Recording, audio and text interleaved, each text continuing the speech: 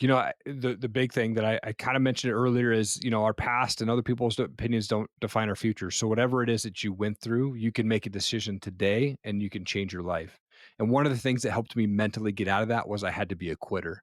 And I mean that by I had to quit thinking that I didn't deserve a great marriage. I didn't deserve successful business. I didn't deserve the life that I wanted. And I didn't deserve to draw close to God because I felt all that shame. And once I realized that I had to quit thinking that way, right? Mm. And once I did that, man, the doors opened up. My relationship with Christ got better. My marriage got better. My relationship with my kids got better.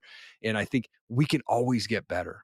And so surround yourself with the people that are living the life that you want to live. If you're stuck in that shame and you're stuck in the embarrassment, I get it.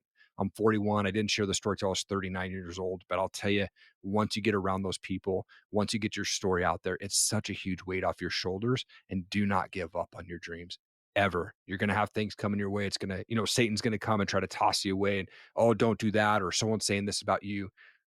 Put blinders on to that stuff and keep fighting for your dream. And I think your life will just be amazing if you can keep going that way and keeping that on your radar.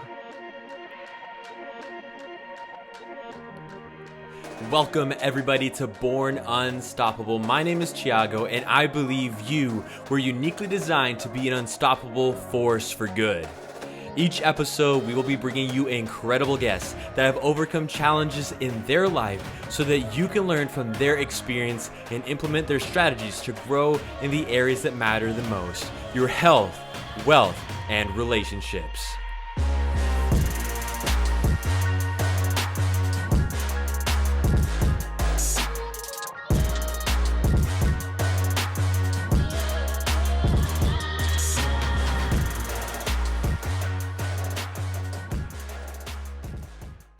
All right, Erik, welcome to Born Unstoppable. How are you doing? I'm doing amazing. Thank you so much for having me on your show, man. Truly an honor to be here, man. Oh man, it's gonna be a great conversation. I'm excited for people to get to know your story, which is a wild one. I think if I were to tell people to guess what kind of past you've had, they wouldn't get it correct. So I think it's really fascinating, and just to see the transformation that you've had. I like to start my questions off with some rapid fire questions, and then if anything sticks out, we can circle back around to it. Sound good? Right on. Yeah, let's do it. All right. Where did you grow up? Kennewick, Washington. Okay. And where do you live now? Coeur d'Alene, Idaho. All right. Is that far? It's about 4 hours away. Okay. It's not too bad. Not too bad. Yeah. Yeah. What's one of your favorite books? Max Out by Ed Milet. I've heard of it, obviously from his podcast, but I have not read it. Maybe I should. It's an amazing book. You can get it for free if you just Google Ed Milet Max Out book, free shipping or whatever it is, and I think it's like $6 to get to you. It's 95 pages. Probably one of the best books I've ever read. Okay, I'll get on it. What's one of your superpowers? Superpowers, the ability to go without sleep, I think. Really? I wake up at 4 a.m. 6 days a week to work on my podcast and my passion and voiceover and, working on my passion things of public speaking and all of that type of stuff. So that I would say, my desire to be successful is bigger than my desire to sleep. So that's where that comes into play. Okay. Well, how many hours of sleep do you get? Typically 6. So if I can get to bed by like 9:30ish or so maybe 6.5 hours but usually I'm asleep by 9:30 to 10, and then I'm up at 4 a.m. That's intense. I've run on 6 hours and I can't function after 3 or 4 days. I gotta get my sleep again. I don't set an alarm on Sundays, but I typically will wake up on Sunday between 5 and 5:30. But yeah, sometimes I stay up too late on Saturday nights, and that's kind of or Friday night, and I'm like, well, I'm still getting up at 4 a.m. because if I don't hit that 4 a.m. on Saturday morning, then I'm going to be mad at myself. So I just do it anyways. And what would you say is your area of expertise? I love networking with people, man. I love connecting with people, and I'm fascinated with people's stories. So I put myself in uncomfortable positions so that I can get to networking with people. And so I think that's all part of my strategy. And really what these guys that I have on my show talk about is like surround yourself with people that are living the life that you want to live. And so I Yeah. love going to networking events where I don't know anybody. I love going to events or online conferences where I know nobody, but they're going to put me into a Zoom room or something like that with just people that I have no idea, but it allows me that Wow. opportunity to just network with people. Yeah, I'd say that is a superpower. Not many people really enjoy that. It's very uncomfortable. And so, going off of that, is what do you feel is holding people back in finding success through networking? Fear. I think a lot of people have fear of like, oh man, what are they going to say? Are they going to judge me for where I'm at? Like, I'm not making enough money, or I'm not living the life that I want to be, but I kind of am. I had fear. I was full of shame and embarrassment for a long time before I would, feel comfortable getting in front of people and talking about my story and stuff. And so I think what holds people back, it's all mindset, man. If you can, realize that your past and people's opinions do not define your future, then you can move forward and you can do anything in life that you want. Mm, so true. So true. All right. Well, Eric, I like to start off my podcast in a similar fashion as you. Okay. So tell us, well, you already told us where you grew up, but Yeah. what was childhood like for you? And I guess we can kind of just to paint the big picture is tell me about your childhood and bring us up to speed to kind of where you are now. And we can either pause on the way and Yeah. talk more about certain details or go back later. Yeah. The quick rundown is, grew up in a typical household, went to Sunday school, played little league. My dad would take my best friend Dave and I and literally throw us in dumpsters behind school, like big stores on Saturday morning, say, go find treasure. That was just like this fun thing that we did as a kid. And my parents got divorced when I was 11. I didn't know anybody who had gotten a divorce. None of my friends had gotten a divorce. It was this big shocker to me.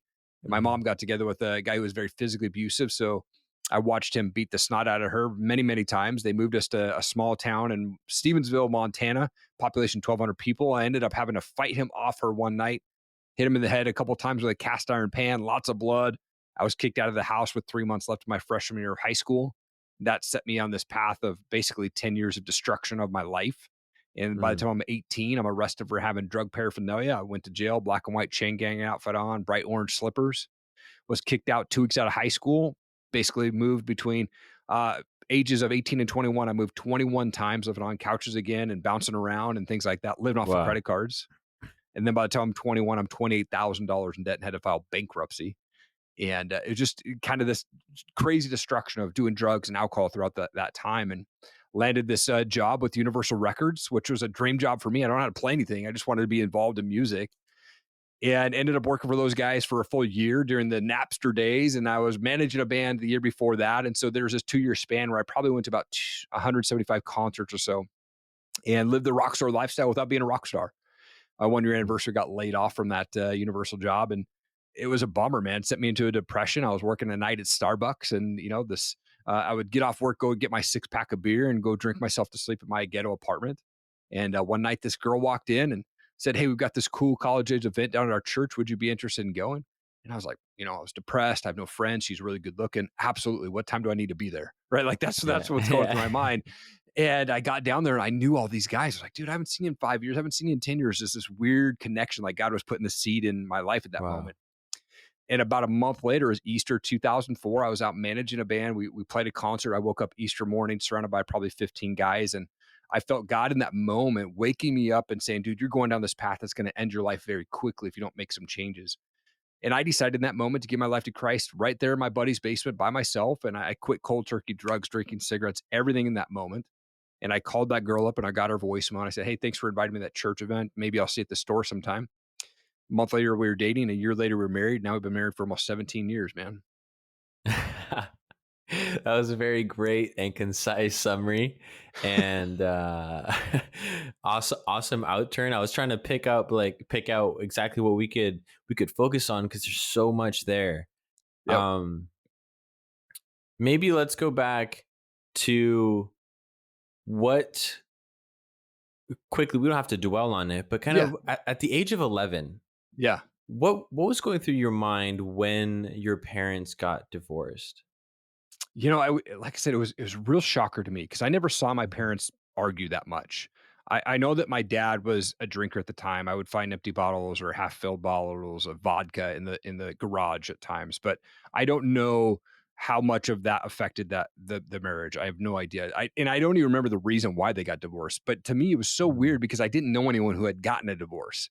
And Yeah. Dave, my buddy who got thrown in dumpsters with me, is still my best friend today. So 36 years later, but I would always escape my house during that time, and I'd go to his family's house, and I would hang out with him and his three sisters, and his mom and dad are still married to this day. And it was like the second family. They just took me in. They knew the crap that was happening at my house, and so at 11 years old and feeling like my parents are getting divorced, I kind of thought, what in the world is going on? I need to be around these people that have this normal life. They love each Mhm. other and things like that. And so that's kind of where I escaped to. And their family is so important and just like my actual family to me, to this day. Yeah. And I can imagine. I can't imagine, or I can try, but Yeah. um, how that impacted you later on in life, right? You mentioned you got into doing drugs. You you got arrested, and which led to like bankruptcy later. And Yeah. how was it like processing that information as a kid, as a teenager, and as a young adult? I think for me at the time, I was just kind of shoving it down to the bottom of nothing. Like I didn't want to access it. I didn't want to, realize what was going on. I was numbing the pain without realizing that I was numbing the pain. So I think that's why I was drawn to drugs. I was, smoking pot before school, at lunch, after school, acid, mushrooms, opium, hash, whatever I could get my hands on, even to the point of Hmm. going to the store and getting a 8-ounce bottle of Robitussin DM cough syrup because it had morphine in it and it would make me hallucinate. Right. So I Wow. remember going and doing that.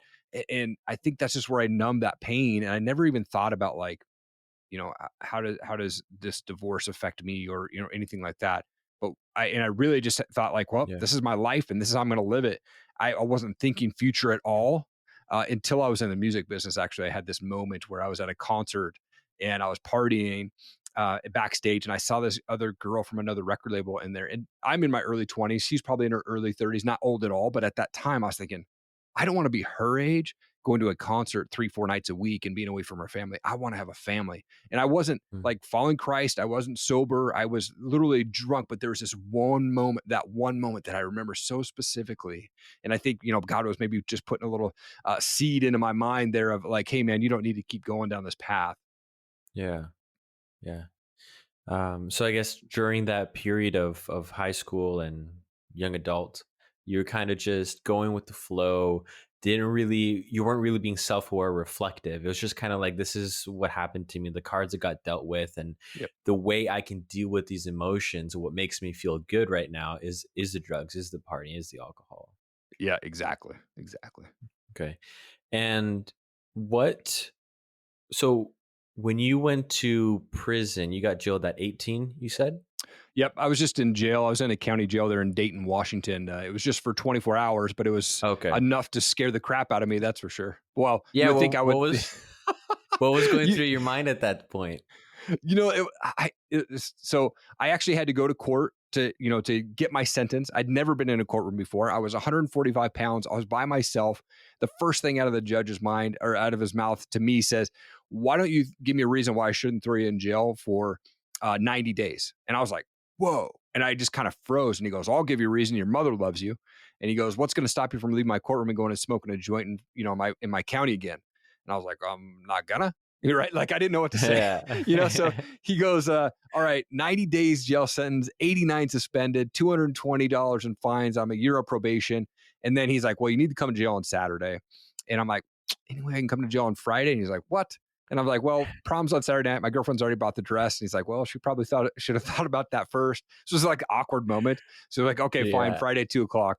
So I like, Wow. and it was in a different county. So my dad didn't know that I was going to jail. I literally wrote a note to my dad saying, hey, I'm staying at Danny's house. I'll see you tomorrow. Cause I knew I was getting out the next day and he wouldn't check. So I literally just skipped school, drove up to the jail and checked myself in. And I was scared to death, man. I didn't know what to take. And I thought if I brought this Bible with me, God will keep me safe. And I did. I Mm. brought this Bible with me and I just went in and I'm like with dudes who like stole cars and violent crimes. And it was crazy.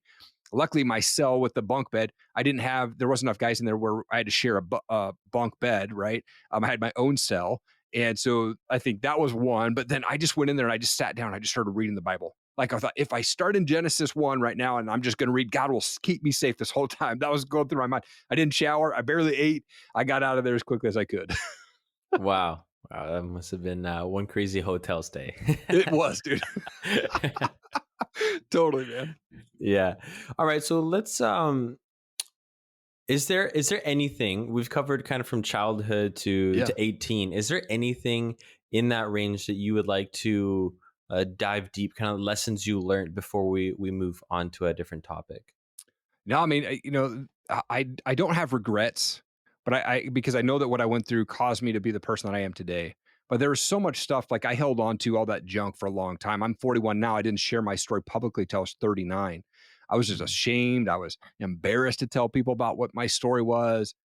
I would say I didn't hold on to good relationships with women. I just like couldn't keep into a relationship.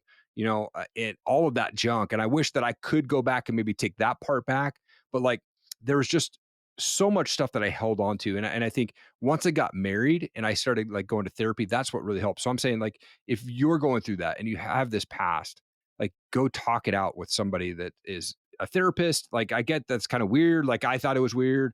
But it helped a ton just to get it off my chest. But yeah, I mean, I don't know that there's anything else that we need to dive into. But I'm open book, so we can go wherever you want to go. yeah.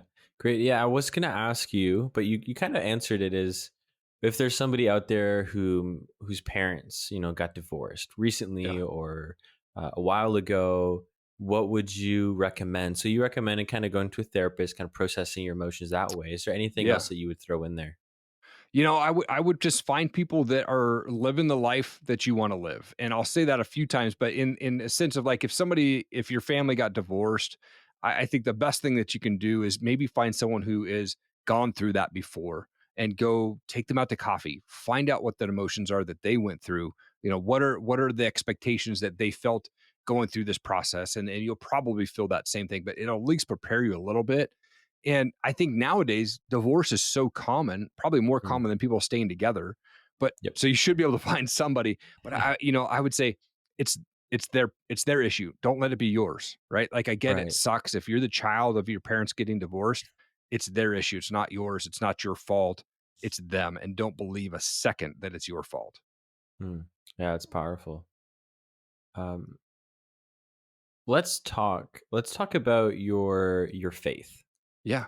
I think that's an area that I'm passionate about as a believer, as a Christian. I love to hear the transformation stories of people and how God's been working in their life.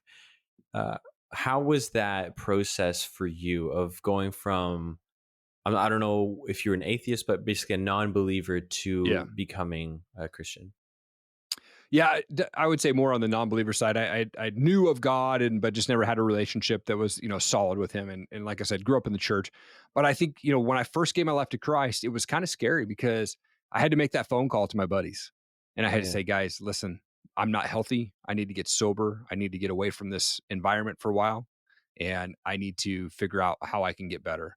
And the cool thing was all those guys are still my friends today. They're like, dude, you That's got to get cool. better, get healthy, get safe, go take a break. And I took about 6 months off from hanging out with them, contacting them, going out to the bars, anything like that.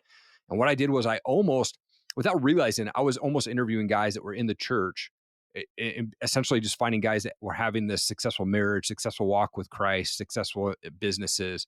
And I was like, can I take you out to coffee? I just want to understand your story. Like, how did you get to where you're at? What struggles did you see?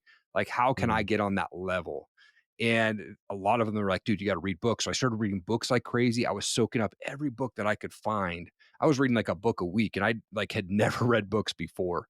And I was just wanted to surround myself and sponge up any information or any tips that I could around growing my faith, growing in my marriage, growing in just a business as an entrepreneur. And I think right off the bat, that helped me kind of build that foundation before I felt comfortable going out to the bar again with my buddies and not wanting that drink or not wanting that cigarette or things like that. hmm Okay, great. So yeah, mentorship was really big, and it's like Huge.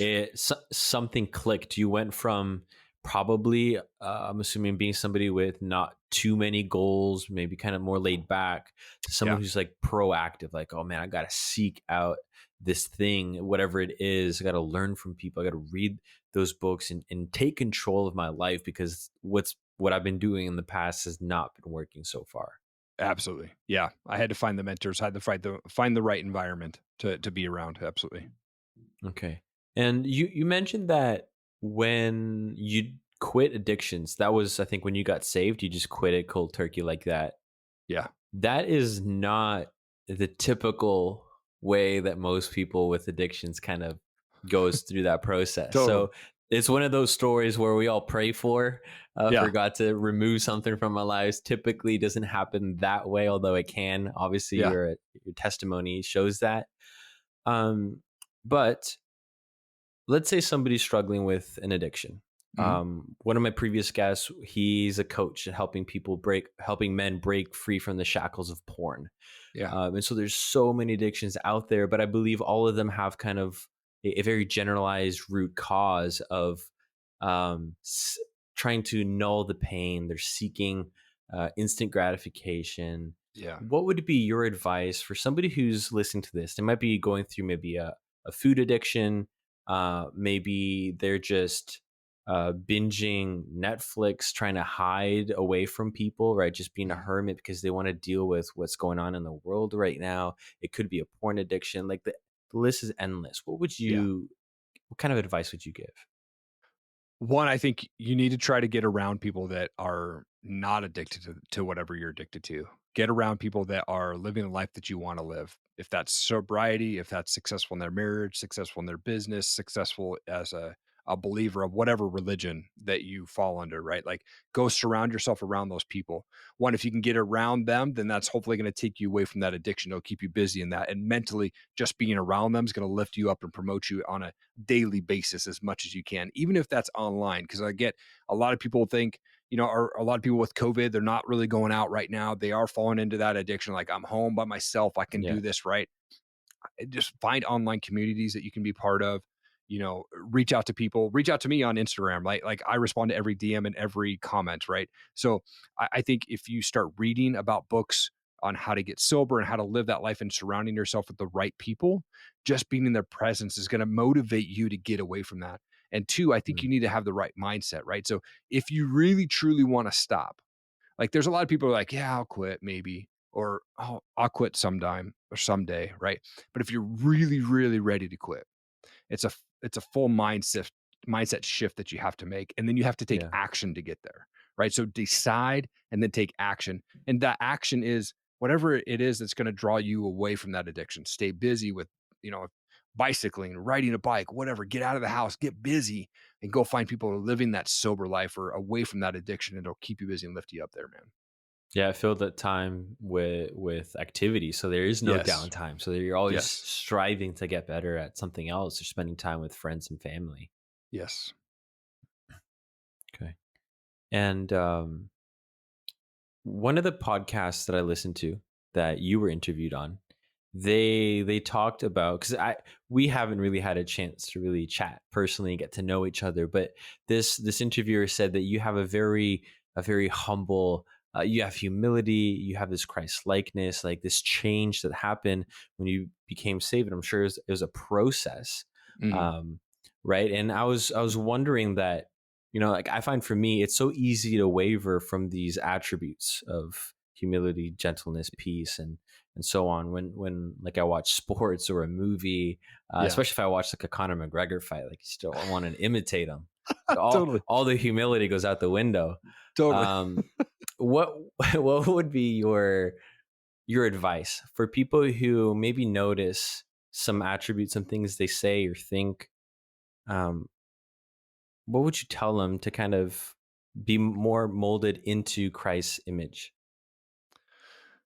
For me, I was never an angry guy. I got in that one fight with my mom's boyfriend when I was 13 years old, and that's the only fight I've ever been on, right? So I've never been this angry guy, and I think the Okay. true art of being violent is being able to not be violent, right? You can pull it out when you need to, right? If Yeah. you're defending somebody.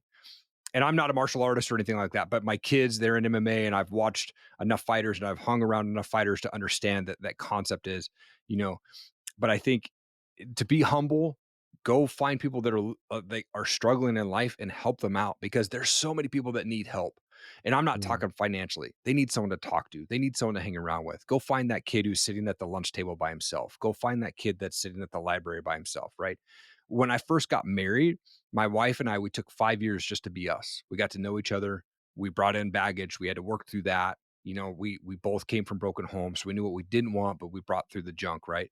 But we also mm, went down to Mexico twice, and we built homes for people that didn't have homes. They literally went from dirt floor to a house over a weekend because we went down there and built a house for them. And it was the most humble thing for me to ever experience, to be part of that. I'm not a handyman guy, builder guy. My wife grew up in the shop. Her father, her papa was a shop teacher for 35 years. Taught her how to use every tool you can imagine. My dad said, "Pay people to do things." So right. she's the tool person in the house. But we went down there, and I was like, "Dude, I'll pound nails, whatever I got to do." And I went down there kind of thinking, "Oh, this is just going to be some weekend. I get to do some manual labor." Rocked my world, man, to the point where I wanted to almost like sell everything and move down there to see the life Wow. light up in these guys go from dirt floor to concrete. They have a wall, they have a locked door, they have a bed in their room for their kids. And we do this key ceremony where we talk about them and like, hey, thank you so much for letting us be part of this. And all of us, big burly men are like booger crying, like that type of stuff, and realizing that there's people out there that need love. Physically, they need love, just like you need to talk to these people and just being around them. Like, so if you're struggling or if you're wanting to just humble yourself, there's so many people out there that have way less than us here in America, especially, Mm. right? And if we can go help people, man, it's just going to let us be humble. And I think it's not my job to judge anybody, whatever their, financial status is, political preference, sexual preference, whatever. It's not my job to do that. That's God's job, right? My job is just to love people where they're at. And I think if people took that concept of just loving people where they're at, man, the world would be a heck of a lot better. Yeah, no, for sure. And what I got from that is, if you want to change if you want to change your life, start by changing others, right? Totally. Start by Yeah. impacting, and we see that in Jesus' life, where he's a life of servitude, a Yeah. life of helping others, and focusing on people's stories, uh, Yes. not being afraid of getting into that pain, and sharing the peace, sharing the truth of the gospel, but Mhm. being just present, and that can go a long way to opening doors. Yeah, absolutely. And I think it also falls into you get humble if you're grateful for the things that you do have, right? Yeah, For me, when I wake up, if I open my eyes, I'm like immediately, thank you God for another day. There's win number one. I jump out of bed, I yeah. make my bed. There's two wins in 15 seconds, man. It's going to be an amazing day. All right. So going off of that, do you want to? I'm always interested in hearing people's morning routines. What Yeah. does your morning routine, and maybe if you have a night routine, what does that look like? Yeah, so the morning routine kind of does start for the night or at night for me, because I read a book called Perfect Day Formula by Craig Ballantyne, Yeah, and I love that book. And he talks about being able to like write down your to do list at night before you go to bed, so you wake up and you've got this list to do, so you're not getting up and getting all busy with Facebook and Instagram and all that stuff. So before I go to bed, on a post-it note, and I do that throughout the day, I update it throughout the day. But before I go to bed, I put a fresh post-it note on my laptop, and it's what I have to do, the top 10 things that I really need to focus on in the morning. So maybe that's editing a podcast or reaching out to a guest or posting this show that I was on, or, da da da da. So that's the first thing that I see when I wake up. And I usually, my nighttime routine, like I said, I'm usually asleep by 9:30. Our mm, kids go to bed between 8 and 9. And as soon as they're in bed, like I'm out, like I'm going to sleep. yeah. And so then I wake up at 4 a.m. 6 days a week. And I've been doing that for probably 10 plus years. But I Wow. wake up and, like I said, you get those two wins out of the way. And then I'm upstairs probably by 4:45, 4:40ish every single morning. And I created a vision wall. My vision board, it's too small. So I took a wall of my office and made it a vision wall, right? So like I've got pictures of my family. I've got pictures of the house that I want, the property that I want. I've got quotes on there. I've got people that I want to meet. And I literally come into the office and I turn on worship music and I speak out loud to every single post, every single picture on my vision wall. Mm, And then I come over and I sit down in my chair and I just spend time in prayer. And I'm just thanking the Lord for another day to see my family, another day that, I get to work and provide for my family, all of the things that I have, the house and, being able to have a job that I can provide my wife. She can be a stay at home mom. Like I'm just so thankful for everything that God blesses me with. I don't like to ask for much, but I know that, I just ask God to open the doors where he wants me to be used. And man, that like 45-minute process of from waking up and being grateful to worshiping and spending time in prayer, like that sets the tone for my day every day. And that's a non-negotiable thing for me. 7 days a week, I am doing whatever time I wake up, I'm doing that process when I get to my office. I'm going through the vision board, I'm praying. Even when I travel for work, I took a picture of my vision wall. So I go through it on my phone. Yep, boom, boom, boom. And I do the same thing. So it's about being consistent. And that's really what starts the day for me. So is that 45 minutes you said? I mean, it's probably a good from the time that I wake up until Yeah. I'm upstairs, it's about 45 minutes. And then with the vision board and affirmations and prayer, it's a good 20, 25 minutes at times. Okay. So Yeah. almost, it was just like your routine's about an hour long, roughly. Yep. Yep. Okay. Yeah. That's, I've never heard of that, but I think that's really cool. I know I've obviously heard of people doing affirmations, but the fact that you have your vision board, you speak over it, you worship God, you're expressing gratitude. And Yeah. I always find it so interesting when, you know, in scripture, you see that God speaks and things come into existence. Yes. I'm a Um, big believer in that. Yes. and he works through that. And we hear a lot of motivational speakers, self-improvement people talking about speaking your desires or your affirmations. And um, I don't really know how that works, but for some people it works. Yeah. Like, and that's something I want to develop more consistency in. And I think Hmm. it's really neat that you spend really the first hour of your day just worshiping God before you really get to actually, doing work. It's Yes. Yeah. aligning yourself with the pillars, the values, um, the things that yeah, your values, your Yep. faith, desires for family, goals for your future. And I think that's very powerful and something that not many people are willing to put in the time, because waking up at 4 a.m. does not seem very appetizing to many people. But Totally. I get it. It's it's crazy. It's funny yeah. because I sit in my office and I see somebody like driving at 4 o'clock in the morning out the window. I'm like, what's that crazy guy doing up? Like, yeah. Exactly. It's funny. Um, I would love to transition to kind of talking about family life and being a husband. I recently got married June 26th. Come on, man. Um, Congratulations, dude. That's Thank awesome. you.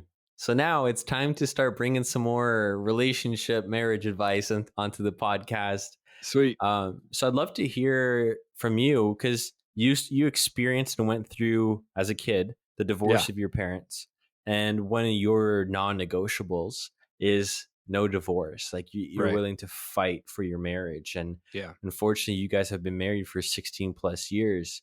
Um, as a husband for 16 years, what kind of advice would you give to someone like me who's fresh into it, to be a good, faithful, loving husband?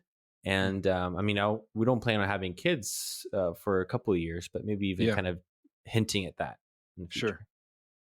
I think one is I learned how to be patient. I learned how to be humble a lot, and really just once I got married, I realized that it wasn't about me anymore. It was about Mm, raising, like providing for my wife.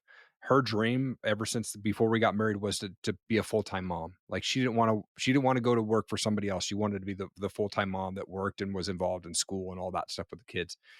And when my daughter was 6 months old, I was able to bring her home and she's been home ever since. And so that was a goal of mine to be able to work through. But I think, we went through married counseling before we got married. And then, like I said, I mm, went through therapy when after we got married because I was trying to figure out why do I have all this junk still?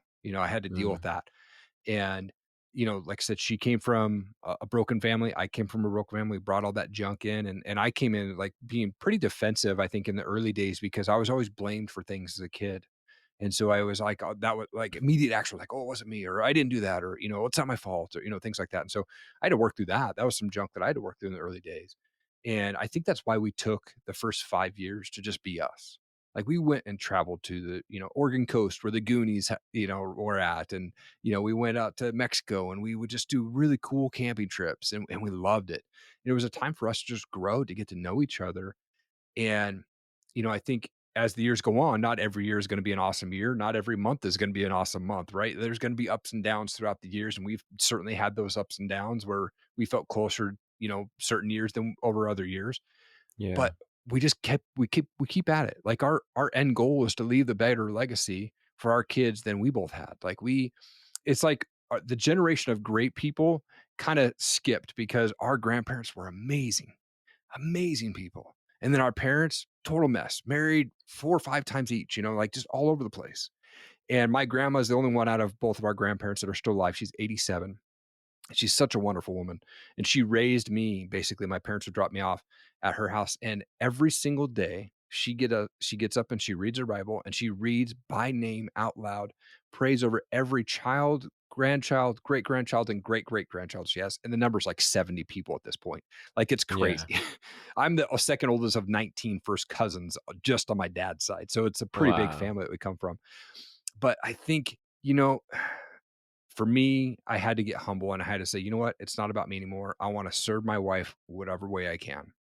And it's not about like saying, well, some guys are like, well, you're just going to do whatever she wants. And it kind of is that way because I want her to have the best life ever. So whatever that takes to make her happy, I can still be happy serving her. Right. But then I can also do my Right. own stuff. But I think if I can put her ahead of me, the way that my relation works is, I love God and then my wife and then my kids. And if I can serve her and I can build this relationship up, then that's what will last a long time. And our kids see us argue, our kids see us make up, right? So we're in the kitchen, we're, kissing, hugging, dancing, whatever. And my kids think, ooh, gross, right? But I'm like, I want you guys to know this is what marriage is about. Sometimes there's going to be arguments. Sometimes there's going to be some makeup stuff, right? Like that's just how it works. And, Yeah. I think if we're both on the same page with the end goal of having that better legacy for our kids than we had, like that's what I think helps the marriage go. I think that is such a simple yet powerful advice. And the way you described it, where, people might find it weird that you would want to kind of push her dreams Yeah. for yours, is really that, yeah, it's a picture of what we see in Ephesians, right? Like Christ is the head of the church Mm, and he died for the church. And yeah. as the husband, you sacrifice yourself for your wife to build her up, Yep. right? And it's just like, it seems counterproductive, but we in God's kingdom, it's an upside down kingdom, where in our world we want to be first, but in God's Yes. kingdom is you put other people first. And that, you don't do it for this, but that does serve you in your best interest, right? If Absolutely. you can build your wife, you can blow wind into her sails and help her achieve her dream. She's going to be so happy, and she's going to want to help you achieve your dreams of motivational speaking and podcasting and whatnot. Yeah, and I've always said, like, I think that she was just the angel that God sent to save me, man, and I feel like at that point in my life, I was at the lowest of the lows, man, and really just felt like she came in and it was meant to be. I mean, we were both born at the exact same minute. Different days, different years, but on our birth certificates, it's documented 1:41 PM for both of us. Wow. It's a unique fact. That's cool. It's not a world Um, record, apparently. I tried to see if they would cuss, but it, or again, I said, "Nope, not a world record." yeah. Okay, so the tips were, be patient, Yeah, put her first, and then don't always. quit. Be Don't consistent. quit. Keep fighting for it. Yes. Great.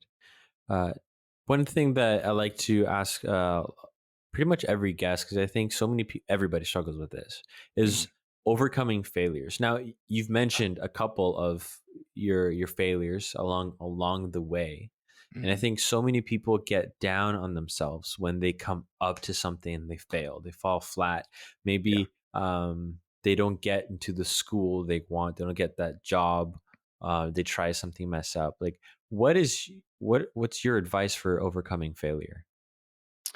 I think failure teaches us to be better. A lot of times, whatever, if we fail at something, it's so cliche, but I think if God closes the door, he's going to open another one for us, right? Yeah. So I think if we can have that mentality, like it wasn't meant to be, God's got a Yeah. better door for us.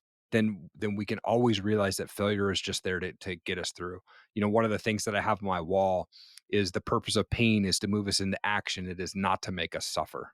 And Mm, so, if we can realize that the pain and the failure that we're going through is just teaching us something, that's just teaching us moments of life or whatever it is, like there's something bigger and better. God's got a better plan for you to get through, and He'll use you in those failures.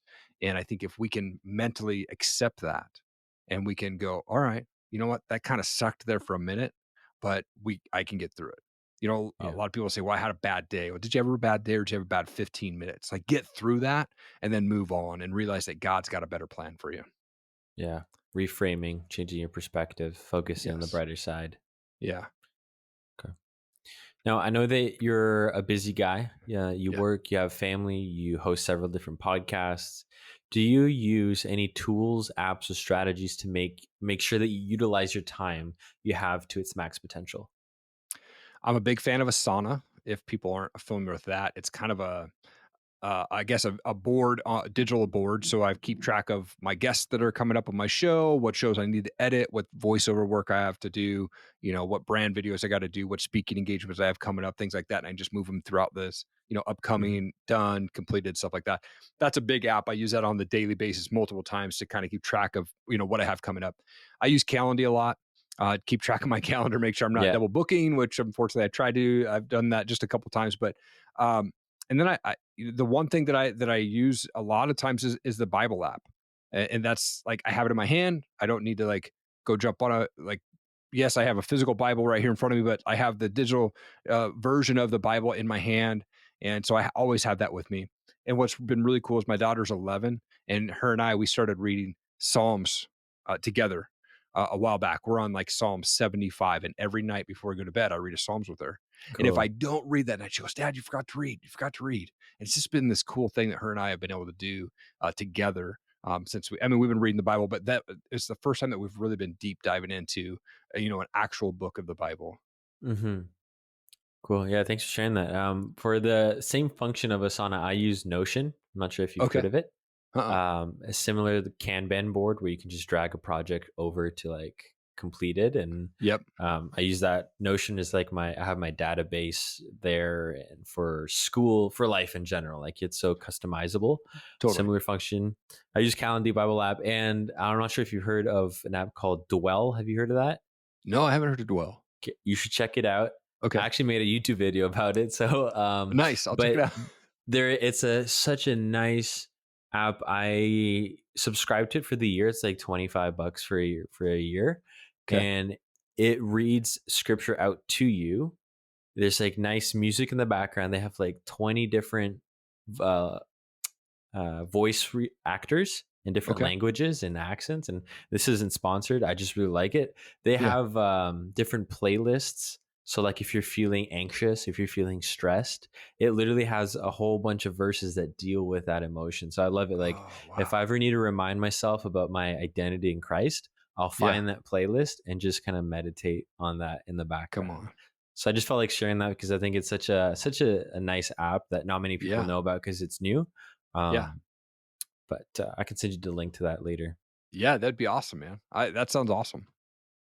Now, I like listening to people's favorite quotes. I think you can learn a lot from quotes. So, what's one quote that's important to you? I think, the one quote that Ed Milet says, and I go back to Ed because I think he's probably one of my favorite virtual mentors, but, life Yeah, happens for us, not to us. yeah, And if I can go, man, whatever God's put in front of me, it was for me, it wasn't to me. And I can learn from that, and I can move on.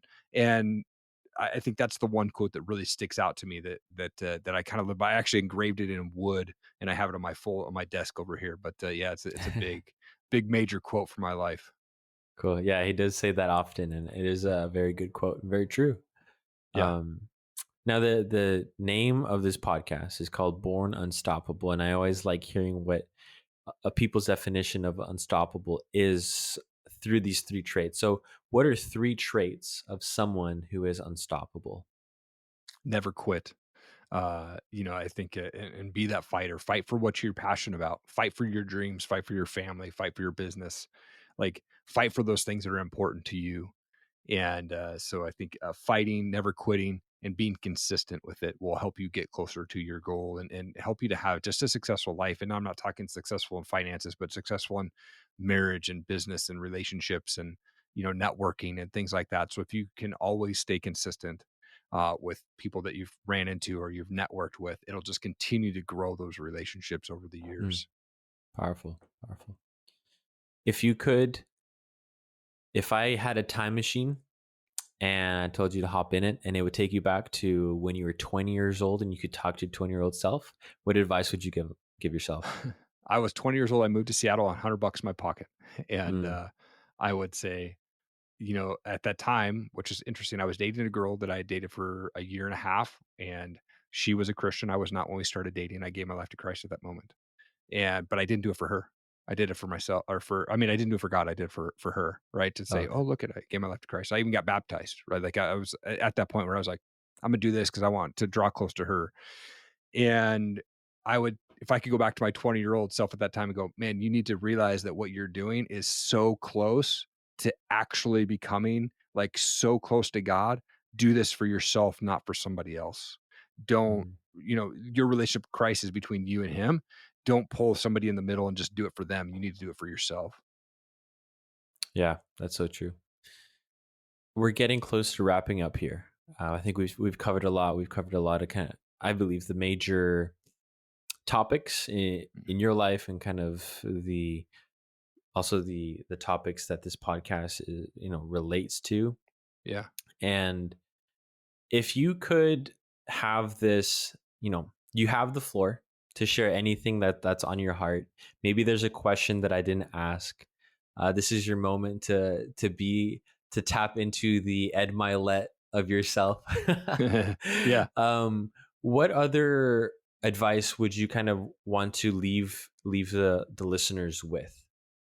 The big thing that I kind of mentioned earlier is, our past and other people's opinions don't define our future. So whatever it is that you went through, you can make a decision today and you can change your life. And one of the things that helped me mentally get out of that was I had to be a quitter. And I mean that by I had to quit thinking that I didn't deserve a great marriage. I didn't deserve successful business. I didn't deserve the life that I wanted. And I didn't deserve to draw close to God because I felt all that shame. And once I realized that I had to quit thinking that way, right? Mm, And once I did that, man, the doors opened up. My relationship with Christ got better. My marriage got better. My relationship with my kids got better. And I think we can always get better. And so surround yourself with the people that are living the life that you want to live. If you're stuck in that shame and you're stuck in the embarrassment, I get it. I'm 41. I didn't share the story till I was 39 years old, but I'll tell you, once you get around those people, once you get your story out there, it's such a huge weight off your shoulders. And do not give up on your dreams ever. You're going to have things coming your way. It's going to, Satan's going to come and try to toss you away and, oh, don't do that. Or someone's saying this about you. Put blinders on to that stuff and keep fighting for your dream. And I think your life will just be amazing if you can keep going that way and keeping that on your radar. amazing. Well, I can definitely tell you, feel the passion, feel the love that you have for communicating this message, and I'm so grateful that at 39 you decided to open up and share your story. And I can see how you're fervently pursuing helping other people break free from these mindset traps, these insecurities, these things that the devil uses to hold us down. And so, um, I just pray that God will bless your journey, bless your family, and your endeavors. And so, if people resonate with your message, do want to hear more about you, where can they find you? Where can they listen to you? Right, because you're a podcast host as well. So let us know everything about you. Right on. Erik Allen Media is erikallenmedia.com is the website. I'm on YouTube just under Erik Allen Media as well. Both my shows come out weekly. So the Erik Allen Show drops every Friday on all formats from Facebook, IGTV, YouTube to Apple, Spotify, all the fun stuff as well. And then the Top Rated MMA show, that's where I talk with up and coming MMA fighters from around the world. That drops every Saturday on the same formats. I'm big on Instagram. So Erik G. Allen, it's Erik G. Allen. I respond to every comment and every DM that goes on there. If anyone has questions or looking for a speaker or a voiceover or content creator guy, reach out to me. I'm more than happy to help you out there. And I just love connecting with new people, man. And it's such an honor to be on your show, man. And I'm just praying blessings over your marriage. And again, congratulations, man. I think it's so awesome that you are married and you've got this new journey in front of you, man. And it's so exciting. I love talking with new married people, man. And so I just think it's awesome. Congratulations, man. Thank you very much. And now before we actually wrap up, just because I forgot this, but it is your Yeah. superpower, so I think we have to give it some time. Is Okay. what are some tips that that you can give to people for networking? Oh yeah, you know what? It's big. I'm so big on getting uncomfortable. So one of the things that I go to up here every single month is called the Fireside Chats, and it's like this group of entrepreneurs, and it's rarely the same people because it's different topics or different people that are coming. So typically people will pop in for the person they want to talk to. But I get uncomfortable. You have to put yourself in uncomfortable situations to network. So I go down there every single month really knowing maybe the host and maybe one or two guys, but I love to go around and I just shake hands with people and introduce myself to people. So get uncomfortable doing that because you never know who you're going to shake hands with. That could open up a door for a whole new life that you were hoping for, right? Hmm. So get uncomfortable, go do that. I would say go to Toastmasters. I love going to Toastmasters. I actually need to get back into it, but I loved going to Toastmasters. It was a really cool experience to go to. It's, getting uncomfortable and go talking in front of people that'll help you get more comfortable doing that.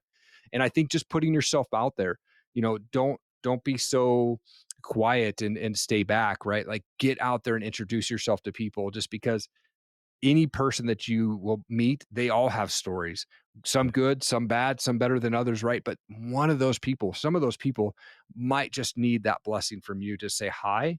And that one person might be blessing you more than you've ever thought, you know?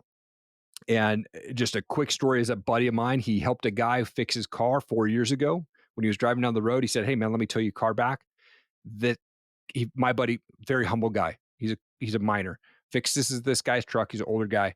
Guy goes home. His son passed away 2 years ago, and this guy reached out to my buddy this year and said, "Hey, my oldest son died. I want to sell my property to you very, very cheap. Can you take it off my hands? Because I'm passing Wow. away soon." My buddy's like, "Yeah, sure. How much acreage do you have?" Like, the guy's like, "I have 160 acres. I'm going to sell it to you for super duper cheap." So he literally just changed my buddy's life because my buddy had the sense from God to pull over and help this guy fix his car 4 years ago. So Mm, you never know who you'll get. He had to get uncomfortable, right, to get into that position. Like, dude, I mean, man, I stopped by and go help this guy's car. It could be in danger, right? But like he did yeah. that. God put him in that position, and it's just a huge blessing. You never know who you're going to bless. Yeah, true. Well, your story was amazing. Thank you for sharing it, and we'll keep in touch. And have a great day. Man, thank you so much. Such an honor to be here, man. I really appreciate it. Thanks for listening to this episode. Listen, God created you to be creative, and He gave you a unique potential. But oftentimes, we don't know how to tap into that. Some of us need more guidance than others. I know that because that was me. If you want to develop high performance strategies and become unstoppable, then I'd love to hop on a call with you today and see how we could work together. So go ahead and book a free strategy call with me at www.thiagolusvargi.com/strategy. I'll see you soon.